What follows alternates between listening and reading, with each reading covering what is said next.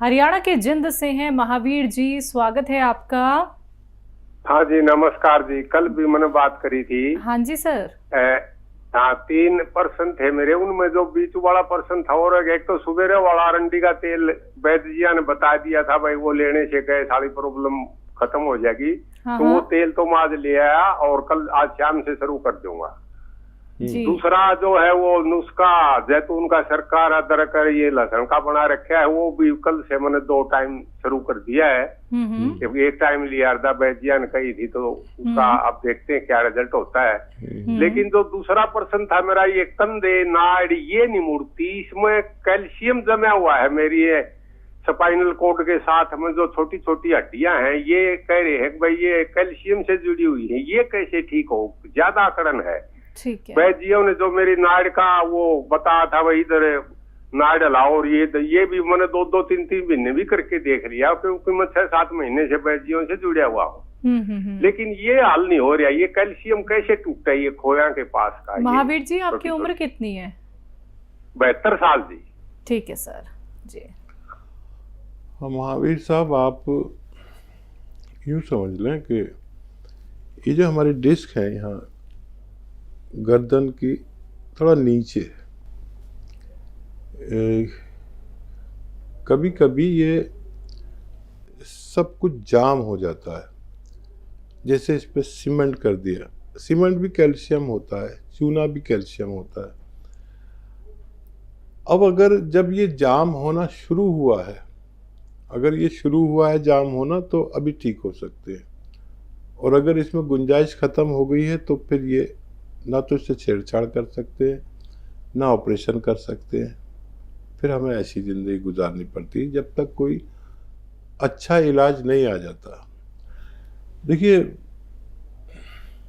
ऐसे बैठकर मैंने बताया ये कान इससे मिलाना है। अगर आप मिला पाते हैं, आपकी गर्दन में इतनी मूवमेंट अगर है तो ये ठीक हो सकता है। और ये ठोडी यहाँ से पकड़े, देखिए ये यहाँ तक आ जाता है, ये पूरी तरह मोड़ दें, ये ठोडी हमारी यहाँ तक आ जाती है। ये मूवमेंट अगर है, नहीं है तो कोशिश करें कि ये मूवमेंट आ जाए। अगर ये आ गई तो आप ठीक हो सकते हैं। और एक ये भी है कि हम ऐसे सीधे लेट जाएं बेड पर और गर्दन नीचे लटका लें ऐसे, और बाकी शरीर सीधा रहे, और 5-5 मिनट 5 बार कम से कम लेटें। इससे भी यहाँ मूवमेंट आती है।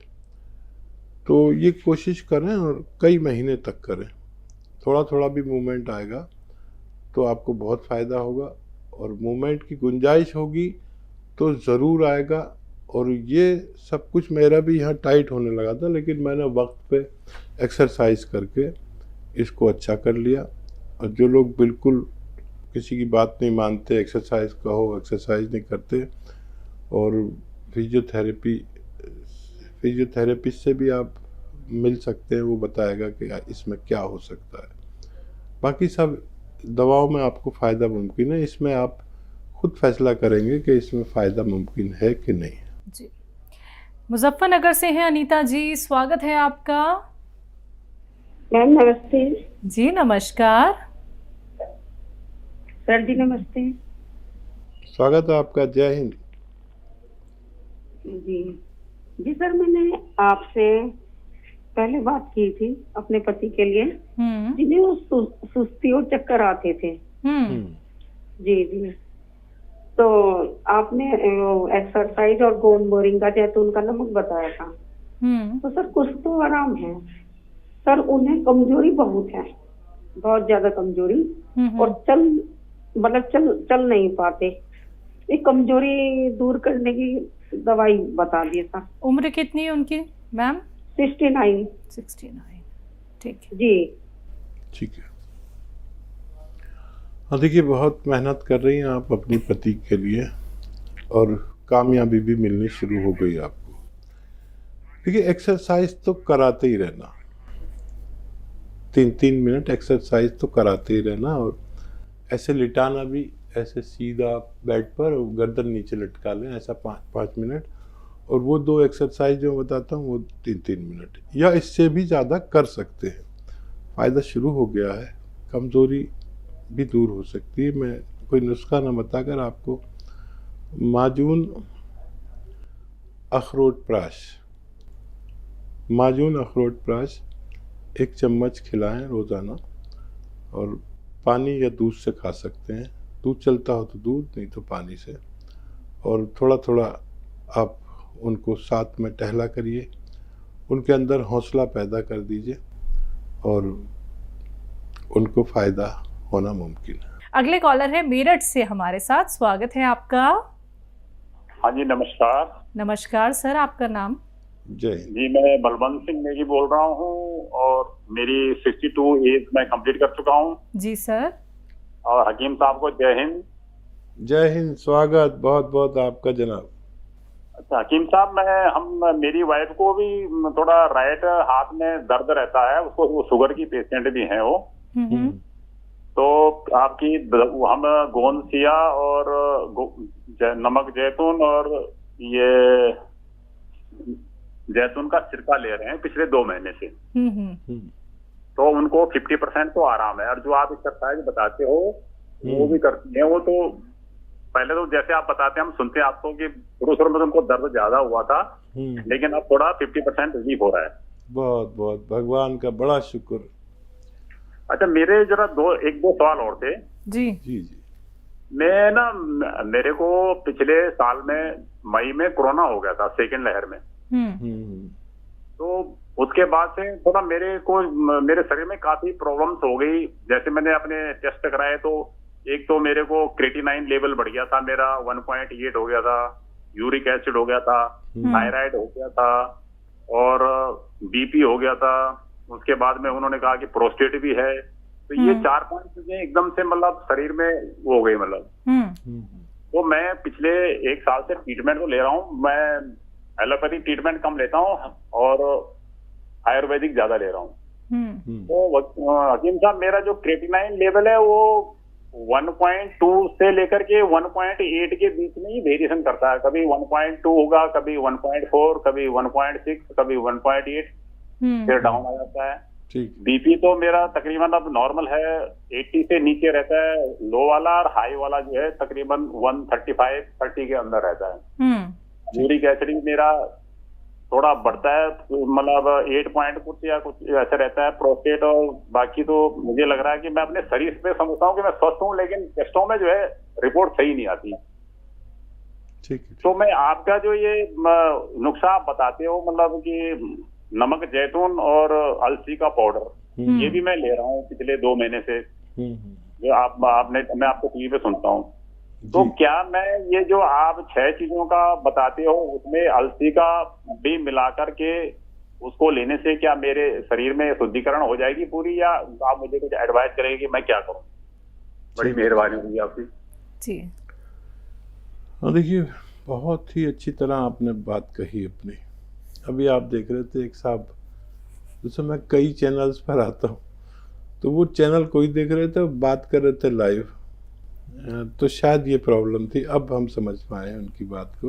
वो बहुत सीधे इंसान थे, भगवान उनको भी खुश रखे और आपको भी, क्योंकि भगवान का आप पे बहुत बड़ा करम कि कोरोना जैसी बीमारी से आपको बचा लिया। वाकई वो शक्तिमान है। तो ये जो बीमारियां हैं आपको, ये तो आसानी से कंट्रोल हो सकती हैं।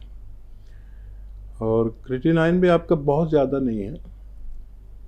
और ये जो नुस्खा आप ले रहे हैं तो इस तरह से लें, नमक जैतून 1 चुटकी, खाने का सोडा 1 चुटकी, अलसी आधा चम्मच से 1 चम्मच तक, और गोंद चिलगोजा 1 चुटकी। ये इसकी 1 खुराक या 2 खुराक रोज लिया करिए। ये तो आप काफ़ी दिन तक लीजिए। तो ये ब्लड प्रेशर, कोलेस्ट्रॉल, दिल की कोई परेशानी, हार्ट ब्लॉकेज, एसिडिटी, कब्ज, बवासीर, लीवर, किडनी का शुद्धिकरण, ये इसमें सब कुछ आ गया। प्रोस्टेट के लिए भी ये है। और प्रोस्टेट के लिए लें तो इसमें 2-4 चुटकी वो लाजवंती भी मिला सकते हैं। और वो नुस्खा जो वो मैं बताता हूँ, सौंफ, सौंठ, जीरा, अजवाइन, धनिया, मेथी, और उसमें अलसी भी मिला सकते हैं। अलसी आदमी ज़्यादा भी खा सकता है। ये 100-100 ग्राम लेकर अगर हम रोज़ाना 1-1 चम्मच 2 बार खाएं, नमक जैतून का पानी से भी ले लें या वैसे ही खा लें, तो ये पूरे एब्डोमेन का इलाज है। कहीं वर्म हो, कहीं बवासीर हो, कहीं आंतों में प्रॉब्लम हो, कहीं मैदे में प्रॉब्लम हो, और खून साफ नहीं होता हो, और लैट्रिन सही नहीं आती हो, बवासीर हो, और लीवर के लिए भी है, तो स्किन के लिए भी अच्छा नुस्खा है ज़्यादातर चीज़ें घर की। तो बहुत भगवान का शुक्र मैं भी करूं और आप भी कि आपकी पत्नी को फ़ायदा शुरू हो गया। सब भरोसा ज़रूरी भगवान पर, और ज़रूरी हो तो हम पर भी कर लें, और अमल ज़रूरी। अमल वो है जो दवा है, जैसे एक्सरसाइज है, आपने कोशिश की तो भगवान ने आपको फ़ायदा देना शुरू कर दिया। बस अब मैं चाहूँगा कि जैसे आपकी पत्नी को फ़ायदा हो रहा है, आपको भी भगवान फ़ायदा दे दे। जी। हिमाचल से हैं राकेश शर्मा जी, स्वागत है आपका। राकेश जी लाइन पे हैं आप? सर आप लाइन पे हैं? और दिन बाद जी जुड़े हैं हमारे से। राकेश जी बात कीजिए अगर आपको। नमस्कार मैडम जी। नमस्कार नमस्कार सर। जय हिंद, स्वागत। राकेश जी बहुत याद किया कि क्यों नहीं आ रहे। हाँ कैसे सर, सेहत कैसी है आपकी? ठीक तो लग रही है अभी? हाँ, आपकी तबीयत तो अच्छी है। मेरी भी ठीक है सर। ठीक है, शुगर का मेडिसिन ले रहा हूँ मैं, शुगर और बीपी का। अच्छा। मैं सर काला गोंद भी ले लिया है, दूसरा नमक जैतून भी खाकर देख लिया, इसके टी केयर वगैरह अभी तो ठीक है ये। वैसे मैं सर पूछना चाहता हूँ, ये जो अलसी है, अलसी का पाउडर, इसको बिना जैतून का नमक के लिए भी कोई मतलब फायदा करेगी ये? डेली अगर लूँ 1 चम्मच में? ज़रूरी है कि आप कहीं बिजी हो गए होंगे और आपको कोरोना जैसी बीमारी से भी भगवान ने बचाया, और मेरी दुआ है कि आप स्वस्थ रहा करें। और अलसी को बग़ैर नमक जैतून के भी इस्तेमाल ज़रूर किया जा सकता है, और ज़रूर आपको फ़ायदा इससे पहुंचेगा। आप अपना बहुत ख्याल रखा करें। फ़ोन कॉल मिले ना मिले, बात हो ना हो, लेकिन कभी कभी अपनी खैरियत ज़रूर दिया करिए। आपका नाम और ख़ास तौर पर आपकी आवाज़ वो एक अदाकार से मिलती है जो टीवी पे प्रोग्राम देते हैं ना। मैं हमेशा कहता हूँ आज सुनील शर्मा, क्या कपिल शर्मा से आपकी आवाज़ बहुत मिलती है। पता नहीं, आपकी आवाज़ आते ही मैं समझता हूँ कपिल शर्मा का फ़ोन है। कभी तो मुझे धोखा होता है कि आप अपना नाम और आवाज़ बदल के तो बात करने की कोशिश नहीं करते। बिल्कुल वैसी आवाज़ है आपकी मेरी नज़र में। बहुत खुश रहिए। धन्यवाद जी। बहुत बहुत शुक्रिया राकेश शर्मा जी, हमें कॉल करने के लिए। बहुत वक्त हो गया था, आपसे हमारी बात नहीं हो पाई है, और जब कॉलर्स हमारे साथ इतने लंबे वक्त से जुड़े होते हैं और उनकी कॉल नहीं आ पाती है तो हम भी परेशान हो जाते हैं। खैरियत पूछनी बहुत ज़रूरी होती है। आपकी सेहत हमें बस मालूम पड़ती रहे कि आप लोग ठीक हैं, बेहतर हैं, तो बस आप कभी ना कभी हमें कॉल करके अपनी सेहत ज़रूर बताते रहिए। हकीम साहब से बात करना चाहते हैं तो तुरंत फ़ोन उठाइए, नंबर्स पे कॉल कीजिए जो आपके सामने आपकी टीवी स्क्रीन्स पे लगातार दिखाए जा रहे हैं।